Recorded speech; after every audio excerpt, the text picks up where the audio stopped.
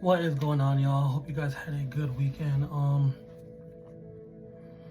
Man, Motivational Monday.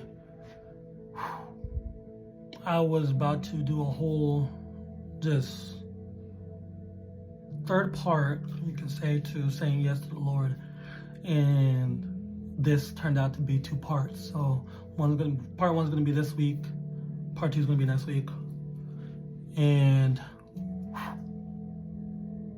one of my mentors, one of my leaders, an awesome man of God.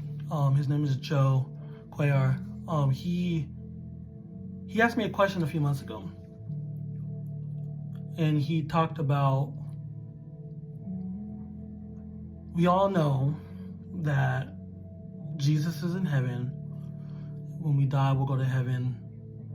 All of that, right? Because we've said yes to Him. We've surrendered our life to Him. He asked the question, if Jesus wasn't in heaven, would you still go? Would you want to go to heaven? If Jesus wasn't there, would you still want to go to heaven? And made me think for a little bit. Of course, I said, I want to be wherever Jesus is at, no matter what. But it hit me, because we think about this.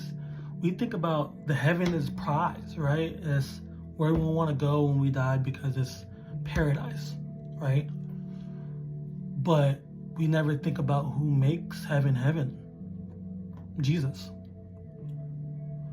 And I think that question really started, and it will really test the kind of relationship that you have with Jesus.